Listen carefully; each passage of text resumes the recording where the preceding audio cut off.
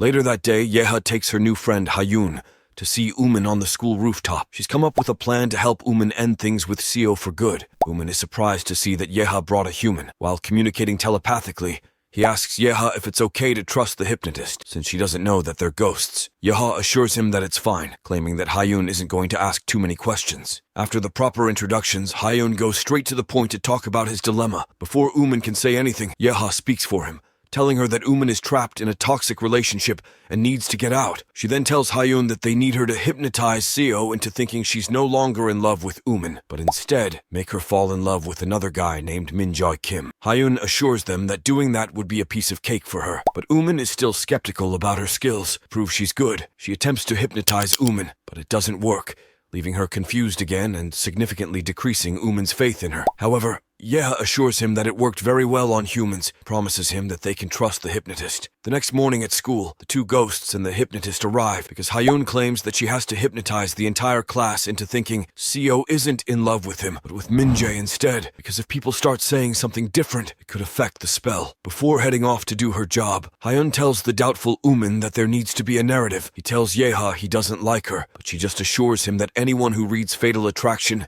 is good at what they do. Hearing this, Umin gets chills and reflects on what Hayun said about needing a narrative. As she barges into the class, Umin follows to stop her, but he's too late. She clicks her pen and all of a sudden, flower petals start to appear all over his body. Before we continue, take a moment to answer the question of the day. Which manhwa adaptation, anime, drama, etc. did justice to the original, and which didn't? Discuss your views. Comment down below for a chance to be shouted out. Now, back to the recap. Meanwhile, back in the classroom, Umin is surprised to see that the girls in the class are suddenly infatuated with him. For some reason, they believe he's the hottest boy in the school and that he's top of the class. Baffled by the situation, Umin asks the girls to explain what they're talking about. All of a sudden, Minjoy calls out to him, telling him that they're rivals in love. This makes him even more confused. He sees Hayun in the corner and asks her to explain what's going on. That's when he finds out that she's also infatuated with him. Regardless of the crazy things happening, Umin is only concerned about one thing, Seo. He turns to Seo and sees that she has already been hypnotized and is now in love with Minjoy. Still a bit confused, Umin asks Hayun if she's also been hypnotized, but she claims that she's just playing along. Pissed off that she's playing games, Umin takes her out of the classroom while the love-struck girls in his class stare in awe.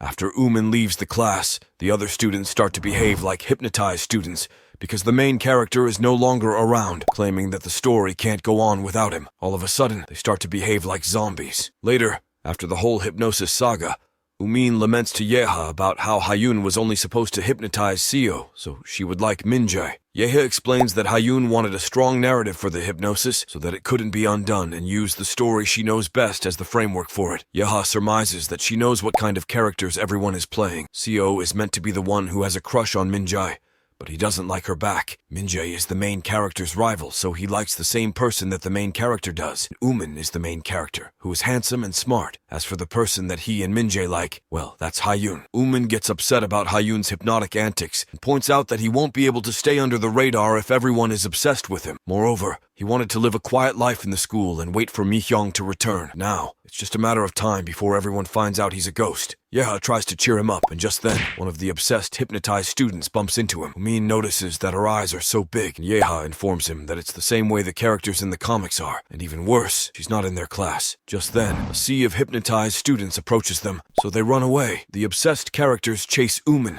calling for their main character because they need him for the story to go on. Meanwhile, we see Hayun reading the Fatal Attraction comic one night in a park. She admires the life of the main character in the story because everyone loves her. As she flips through the pages, she wishes she could have the kind of life she does. At school, Umin and Yeha find themselves surrounded by hypnotized students. Terrified, Umin asks Yeha what's happened to them. Yeha suggests that the hypnosis is spreading throughout the school because Hayun got sucked into the hypnosis and lost control of her emotions. Eventually, the hypnotized students catch them and carry Umin away, while Yeha just lets them take him away. They carry him inside the school, cheering him on and praising him with corny titles, which he finds exhausting because he actually hates romance comics. Students carry him into the classroom where Hayun is waiting for them. According to the story, he's supposed to confess his feelings to her and ask her out. At the moment, he just wants to get out of the hypnotic nightmare. When Umin sees Hayun, he immediately reprimands her for taking things out of control instead of doing her job. But just then, Minjae throws his cross in front of him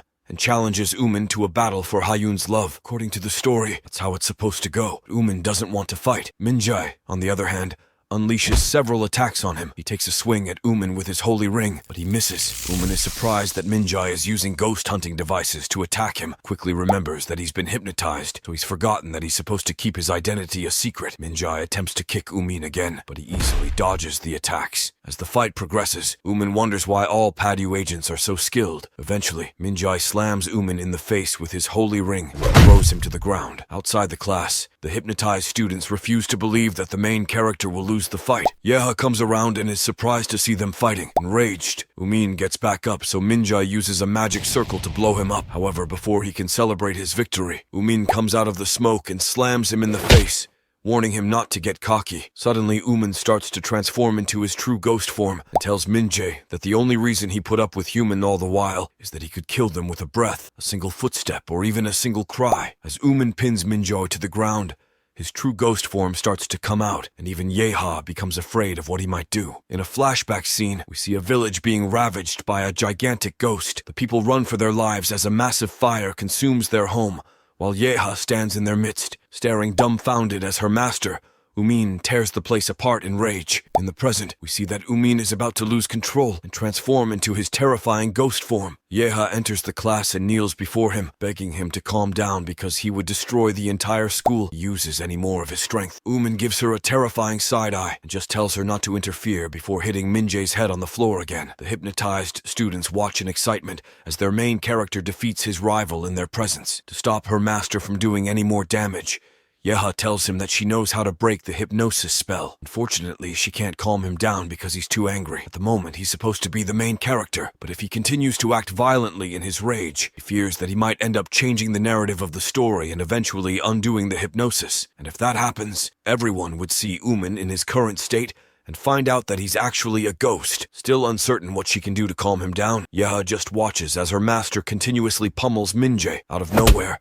Seo shoves Umin off Minjae, and when the ghost turns to retaliate, he suddenly calms down upon seeing that it's Seo. She holds Minjae in her arms and comforts him while Umin defends himself, claiming that Minjae started the fight. Meanwhile, Yeha wonders how Seo was able to calm her master's wild nature. After returning to his normal self, Umin laments about how terribly their plan with Hayun failed. He then recalls that Yeha said she knows how to undo the hypnosis, so he asks her what they have to do to release all the students. However, Yeha believes that they don't need to save all the students. To undo the hypnosis, they only have to wake one person up, and that person is Hayun herself. Later, Umin and Hayun manage to escape the hypnotized students and reach the school roof. There, she asks him why he called her there. As per Yeha's plan, Umin has to tell Hayun something that a love interest would never say, because that way he would be breaking the narrator of the story, and thereby undoing the hypnosis. Sure enough, Umin doesn't find it difficult to whisper some very hurtful things into Hayun's ear. She's pushed to tears after listening to him, and over the next 24 hours, she releases every single student from her hypnosis spell. Unfortunately, that wasn't the end of their problems, because elsewhere, Minjae wakes up, remembering all that happened during the fight, and realizes that Umin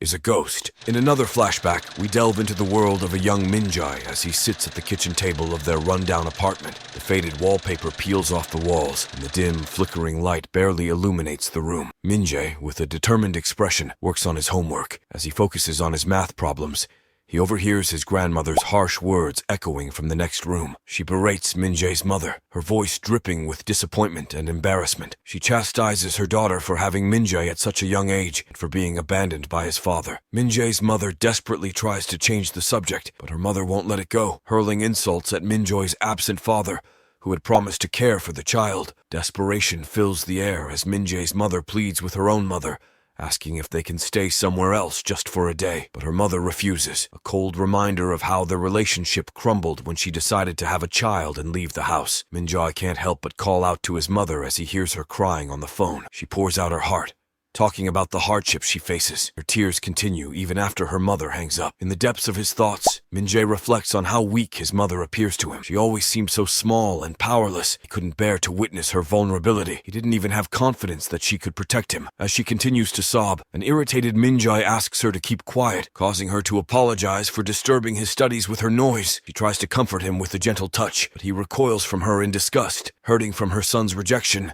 Minjae's mother decides to head off to work that night. She pauses at the door, looking back at him with love in her eyes, telling him she loves him. Min-jae just watches her leave, his thoughts filled with disdain, considering her pathetic. The next morning, Min-jae awakens to find his mother still absent. He takes it upon himself to get ready for school, a routine he's grown accustomed to. As he walks down the apartment building's creaky stairs, he encounters a mysterious figure sitting on the steps. The early morning mist hangs in the air. The ghostly figure emits an eerie, otherworldly presence. Frightened by the surreal sight, Min-jae's heart races. He instinctively runs away, though he's unsure why he's fleeing. The ominous figure appears before him, blocking his path, and introduces itself as Misfortune. It inquires if Min-jae remembers it, its voice carrying an eerie tone that sends shivers down Min-jae's spine. Misfortune's bony hand gently rests on Min-jae's head. Its voice, a haunting whisper, invokes the power of fate to lead them to Min-jae's other half through the child. A shiver courses down Min-jae's spine as fear overtakes him once more. He flees from the ghostly figure, approaches a nearby man, gasping for help. But when the stranger turns around, all he sees is an empty street. He scolds Min-jae, convinced that the child is playing a prank. With a mournful tone, Misfortune reveals the harsh truth. Only cursed souls like Min-jae, those intertwined by the cruel threads of fate, can perceive its ghastly presence. Min-jae's eyes well up with tears as he realizes the depth of his predicament. Desperation consumes him as he sprints through the winding streets, desperately calling for help, but to no avail. Nobody else can see the sinister entity that relentlessly pursues him. In his panicked flight, Min-jae accidentally collides with a passerby, sending him tumbling to the ground. As he turns to assess the situation, his heart sinks. Misfortune has transformed into an even more grotesque and horrifying form. Overwhelmed by terror, Min-jae collapses in one spot, tears streaming down his cheeks. He cries out for help, his voice echoing through the empty streets, the sense of isolation weighing him down. In this moment of despair, a memory from the previous night surges to the forefront of his mind, his mother's tears and her desperate cries for help. Min-jae closes his eyes tightly, his trembling voice calling out for his mother. Suddenly, her familiar voice reaches his ears, and he hesitantly opens his eyes to find her standing before him. Overwhelmed with relief, he asks if she heard him, and she smiles warmly, tenderly wiping away his tears. She assures him that she always hears him because she's his mother, her voice a comforting melody in the midst of chaos. But their reunion is short-lived as Misfortune reappears behind her. Min-jae frantically warns his mother, and she turns to confront the monstrous presence, maternal instinct driving her to shield her child from harm. Misfortune cryptically mentions that she is the fortunate one who will meet her end with Min-jae, leaving her puzzled in a horrifying twist. Misfortune's long, grotesque tongue pierces through her chest, and she gasps in agony. With her remaining strength, she seizes Misfortune's vile tongue and defiantly declares that he cannot have her son. With a final act of love and sacrifice, she hurls Misfortune away, collapsing to the floor. Min-jae rushes to her side, his young heart pounding with fear and sorrow. He tries to comfort his dying mother, and she weakly asks if he's okay. The terror has left him speechless, and all he can do is hold her as she takes her last breath, leaving him to cry out in anguish at the loss of the one person who had always been there for him. Min-jae had always perceived his mother as weak. Now, as he clutched her lifeless body and wept beside her, he couldn't help but wonder how he would survive without her. He questioned whether he would ever find the same love and protection in a world without her. Amidst his grief, a young girl noticed him. Flashback unfolds, revealing the girl to be Seo, who was with her father at the time. She informed her father that Min-jae's mother had been killed by a ghost. Little did they know, this encounter marked the first meeting between Min-jae and Seo. In the following days, Seo and her father delved into Min-jae's case. While Min-jae insisted that his mother was killed by a ghost, the doctors who performed the autopsy concluded that she had died of stomach cancer. More puzzling, they found no signs of physical penetration. Seo's mother acknowledged that ghosts had their own sinister ways of taking lives, but suggested that Min-jae might have hallucinated due to the shock of witnessing his mother's death. At that moment, Seo entered the room, and her father inquired about her training. She casually mentioned that she had skipped it because she wasn't in the mood. Then she asked if Min-jae could join their team. However, her parents dismissed the idea, believing Min-jae to be an ordinary human, planned to send him back into the world after some standard procedures. Seo, however, was adamant. She saw potential in Min-jae, convinced that he could become an outstanding ghost hunter. Her persistence paid off, and Min-jae, fueled by a desire for revenge against Misfortune, accepted the offer to join the ghost hunting team of Padyu. While Min-jae's presence intrigued the other agents, Seo's mother meticulously analyzed the information gathered. She deduced that Misfortune had killed Min-jae's mother to get closer to a specific person. Moreover, Min-jae had hinted that the incident was only the beginning, raising suspicions that his recruitment into their agency might have been part of Misfortune's plan all along. Though they remained uncertain about Misfortune's ultimate target, they agreed to stay on high alert. In the meantime, they continued their pursuit of other dangerous paranormal entities, known as the fortune tellers, recognizing that their world was filled with mysteries and malevolent forces that needed to be confronted and contained. As the days passed, Peiyu's busy schedule caused them to neglect the case of misfortune, who remained eerily quiet. This oversight would prove to be a significant mistake in the long run. Meanwhile, among the older students at the agency, one attempted to intimidate Minjoy due to his newcomer status. Minjoy, however, chose to ignore the intimidation tactics. The others, instead of joining in on the bullying, felt pity for him. They believed he was weak and feared that his hunger for revenge might lead to his demise on his first mission. While the other kids kept their distance from Minjoy, Seo decided to pay him a visit in his room. He couldn't help but wonder if the rumors about his ability to sense ghosts were true and asked for her secret. Seo simply stated that she was born with the gift, and her response left Minjoy unimpressed. She then offered him a piece of advice: to give up on seeking revenge. She reminded him that many had come to the agency seeking vengeance against ghosts, but most of them had met unfortunate ends. In a fit of anger, Minjoy snapped at her. Despite knowing she was the captain's daughter, he accused her of only giving him advice because both of her parents were still alive. Rather than retaliating with anger, Seo maintained a smile. Confused, Minjae watched as she grabbed his hand and swiftly slammed him to the floor. She pinned him down, still wearing a cheerful expression, and asked him not to poke her like that again, as it would put her in a bad mood. Minjoy offered a sincere apology, and it was then that Seo revealed her own connection to the agency. She had been born there. She explained how everyone at the agency was like family to her, and confessed that, in their battles against the ghosts, she had lost someone dear to her as well. Releasing Minjoy, she continued by telling him that she understood what it was like to be left behind. Before he could make another snide comment, she assured him that she was going to help him. She emphasized that everyone in the agency was her family, including him. Although it took some time for the other kids to warm up to him, Minjae found the strength to pull himself together after losing everything. It was all thanks to the day when Seo approached him and called him her family. Seo had given him hope, thing he could hold on to. Tragically, he couldn't do the same for her when she needed it the most. The flashback continued, with Minjae reflecting on how he had never truly appreciated his mother, especially when he witnessed Seo with her loving parents, a stark contrast to the emptiness he felt in his own heart. Seo and her family made sure Minjae felt welcome. Gradually, the other children at the agency embraced him, making him feel like part of their family. Living with them was a stark contrast to his life with his mother. He began to understand that family could be a group of people who made you feel safe just by being together. With time, his perspective shifted, and he learned what it was like to have parents he could depend on. Gone were the days of hearing his mother's tears. Now, he was surrounded by smiling faces, and despite his past losses, he chose to believe in the warmth of his new family. Minjae decided to cherish this newfound family, allowed himself to forget about his plans for revenge, a decision he would later deeply regret. One fateful day, while staying at Seo's house, misfortune returned and brutally killed Seo's mother. It was as if the ghost had been waiting for Minjae to lower his guard before striking again. The news of the tragedy reached the ghost hunters, and reinforcements rushed to Captain Jicheol Shin's house, where the emergency unfolded. In the aftermath of misfortune's attack, Captain Minju Nam, Seo's mother, tragically lost her life, while Captain Jicheol Shin lay unconscious, bearing multiple horrifying injuries and severe deformations. The agents pursued the ghost responsible for the attack, but were unable to apprehend it,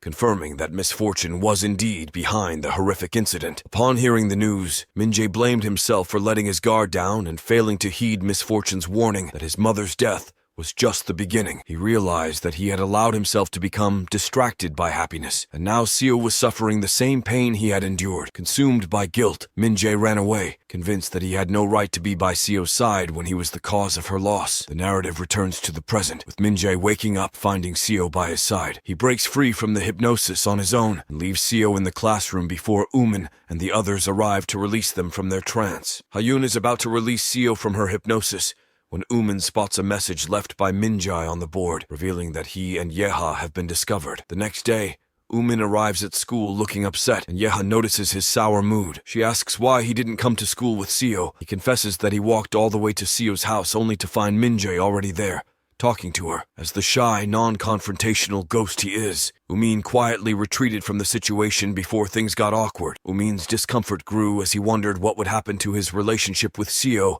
now that Minjae had entered the picture. He was already burdened by the knowledge that they were ghosts, and now he found himself spending time alone with his girlfriend, adding to his unease. Feeling restless, Umin couldn't help but blame it all on Hyun, who had entered their class. Hyun tried to defuse the situation by clicking her pen, hoping it would work as a distraction. Umin was on the verge of losing his cool, unable to comprehend why Hyun was even in their class. In his frustration, Umin voiced his concerns, expressing his annoyance with Hyun's presence. Yeha stepped in to calm him down, admitting that she had invited Hyun herself. Seeing Umin's anger, Hyun made a final apology and assured him that she would do better in the future. As Seo entered the class, Umin's anxiety skyrocketed, fearing that she would be angry at him for allowing Minjo to discover their secret. He rushed to apologize, but to his surprise, Seo didn't seem upset at all, displaying a calm demeanor that also surprised Yeha. Throughout the day, Yeha and Hyun observed the couple, noting how kind and considerate Seo was being towards Umin. Yeha struggled to convince Hyun that Seo was an aggressive girlfriend, which was the reason she had initially wanted to split them up. Despite Seo's kindness, Yeha remained skeptical, believing that Seo was only smiling to conceal her anxiety. After school, Umin nervously waited for the ghost hunters to confront him, convinced that they were coming for him. However, when the final bell rang, Minjo simply left the classroom without taking any action. Umin found it hard to believe that they would let him off the hook so easily. Just then, Seo approached Umin, asking him to walk home with her. On the way, Umin couldn't help but feel on edge, scanning his surroundings for traps or surprise attacks. Seo noticed his unease and asked if he had noticed her behaving strangely all day. Umin claimed he hadn't noticed, but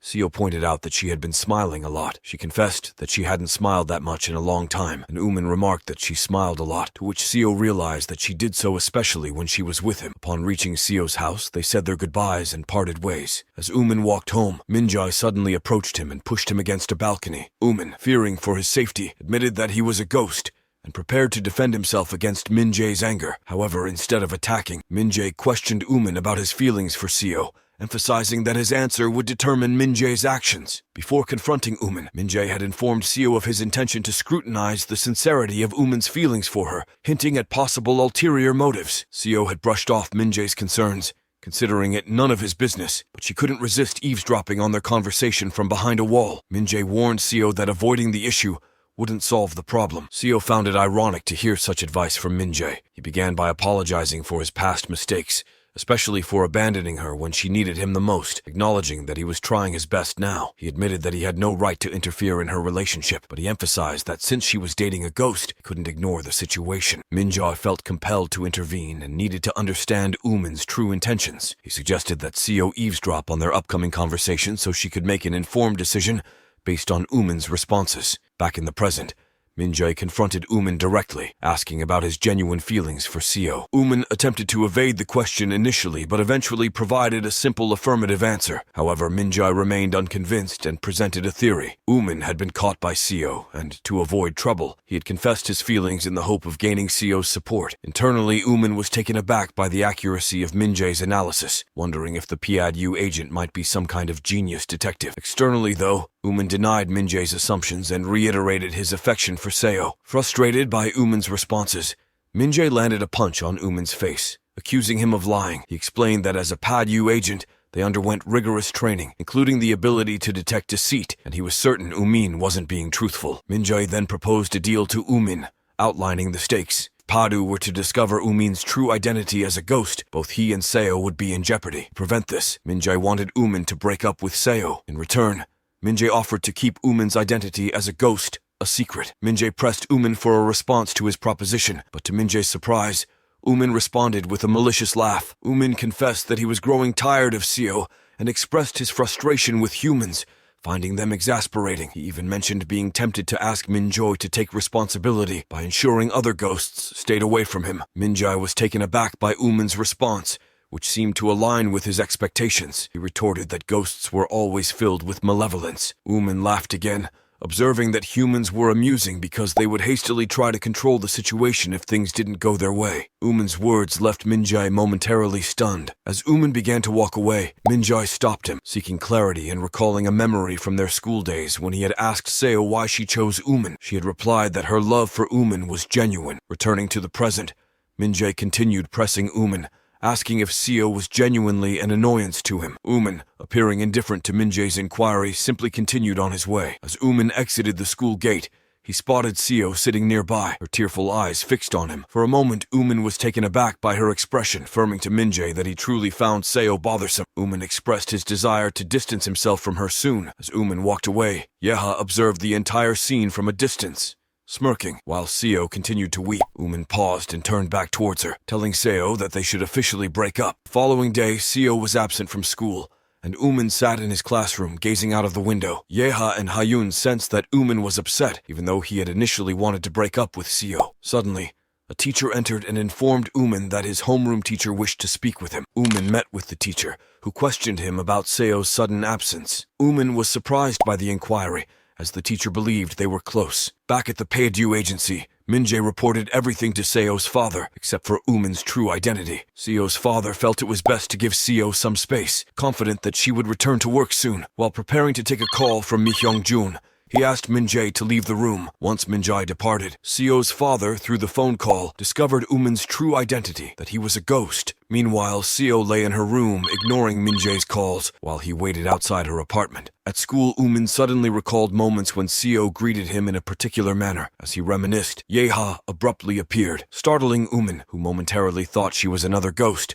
forgetting for a moment that they were both in the same spectral realm, making the situation slightly awkward. Yeha expressed her concerns that Seo might be planning a retaliatory move. She felt the breakup was for the best, as Umin would have eventually needed to end the relationship anyway. Umin agreed without offering any complaints and tried to rest his head on the table. Yeha noticed Umin's posture and remembered that he often assumed that stance when he felt sad in the past. Understanding Umin's feelings, Yeha still believed that eliminating Seo was a better plan than breaking up. Umin firmly reiterated his vow never to take another life, despite Yeha's suggestion that it was a foolish promise. Yeha wondered how Mi-hyung had persuaded Umin to make such a commitment. Correcting her, Umin mentioned he hadn't made the promise to Mi-hyung, but to a young girl who, to his shock, turned out to be a younger version of Seo. Realizing this, Umin was left stunned by the weight of his actions. At the Paedu headquarters, Seo returned to the office, surprising every agent present. Min-jae, in particular, was taken aback but tried to greet her. However, Seo simply walked past him, heading to a meeting room where her father was in discussions with other agents. Upon seeing her, her father expressed both joy and a touch of sarcasm, noting that she had once vowed never to return. Undeterred, Seo requested a mission from him, preferably one that was dangerous. Her father smirked and promised to assign her a mission later. As Seo left the room, another agent, Seona Lee, approached her, curious about her sudden reappearance at the headquarters. However, their conversation was abruptly interrupted by Jihan Kang, who chastised Seo for abandoning the team after a previous incident. Seona quickly grabbed him, warning him to watch his words. Seo, on the other hand, paid them no attention as she walked away. Eugene Lee commented that after the incident, Seo had started distancing herself from the team. Min-jae's thoughts drifted back to a time when Captain Shin, Seo's father, underwent a drastic transformation following an attack by misfortune. Captain Shin, now more intense than ever, rigorously trained the students, pushing them to their limits out of fear of another attack by misfortune. One day, a terrified student named Han Yo tried to flee, but Captain Shin forced him back into training. Seo voiced her concerns,